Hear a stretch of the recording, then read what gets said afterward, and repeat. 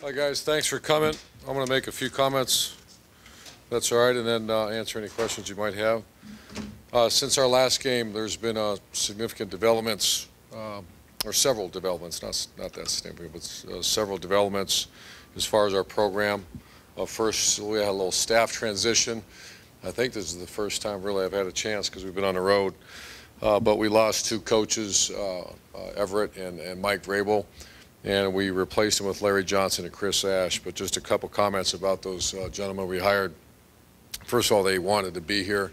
They both had very, very good jobs, and they wanted to be here. So Larry, obviously, Mike Vrabel, I think this is a great opportunity to say Mike Vrabel did a great job for us. He was an excellent recruiter.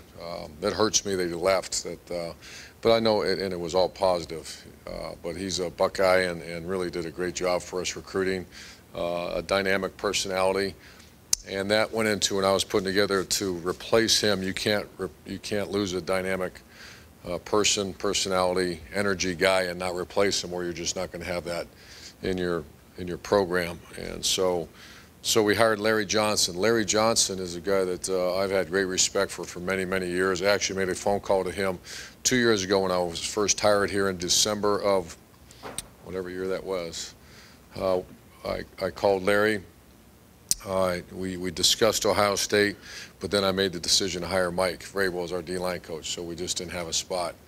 And then this year, actually Noah Spencer's dad called me and said, you know, Larry would like to talk to you about a position. This is right after Mike took this position, and the communication was great. We went and met in Indianapolis at the convention, and it was a no-brainer on our end, and Gene Smith approved as well. So he's been everything that I thought he would be, spending time with him on the road, and had an impact as far as recruiting already.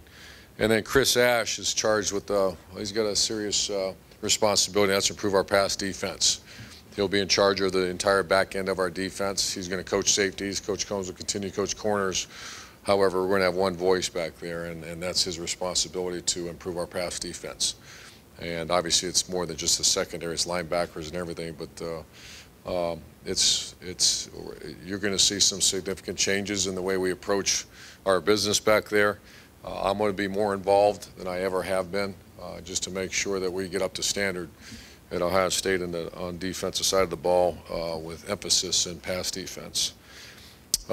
Player transition. We just had a group of seniors depart Ohio State that came from losing 7 games 2 years ago to winning 24 straight. Obviously a couple bumps at the end, but a group of players I have a lot of respect for. I love those guys. Those guys came in and they let us attack their hearts and let us coach them, and they're gone. And so whenever you lose a good group of players, you have to replace them.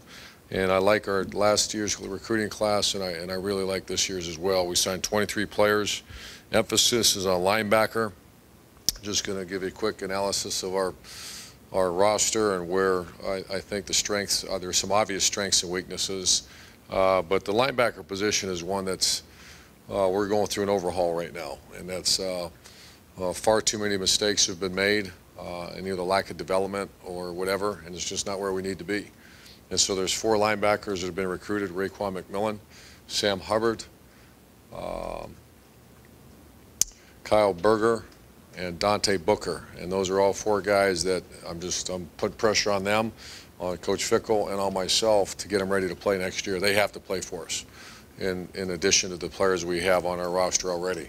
So just so everybody knows, there's no redshirt plans for those players at all.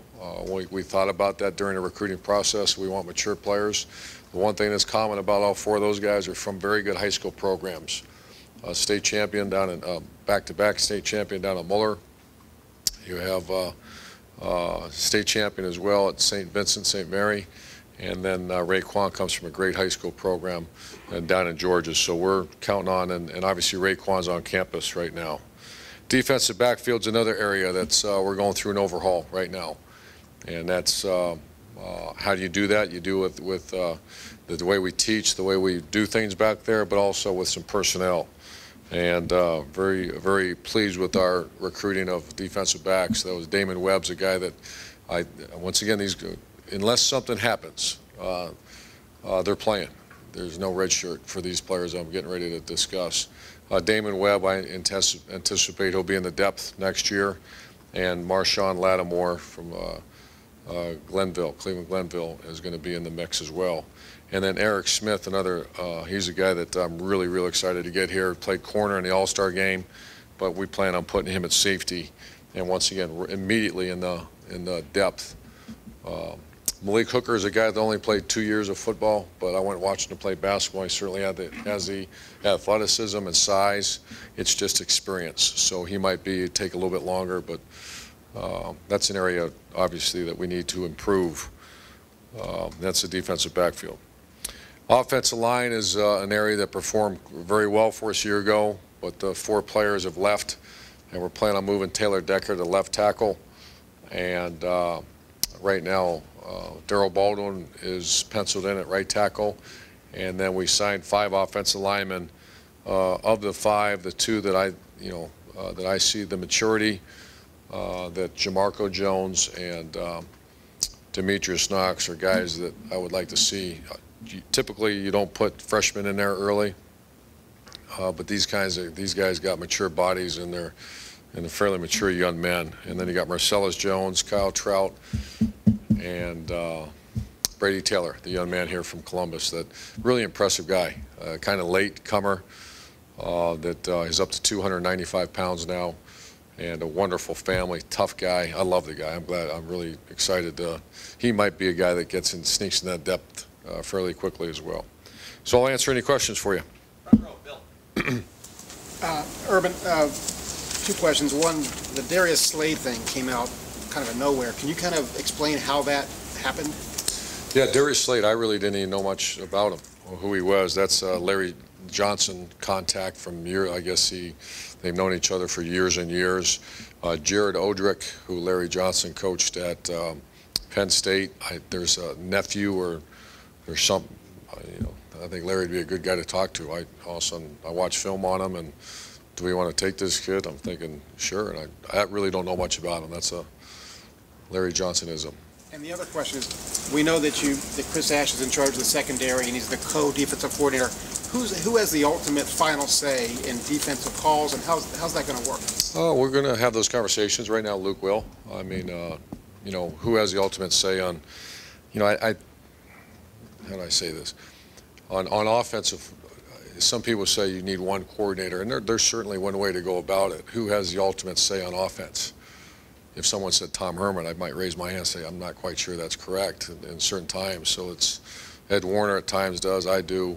So, and so once again, some people might disagree with that. So Luke Fickell's the defense coordinator, the co-coordinator when it's third down or when there's some type of pass.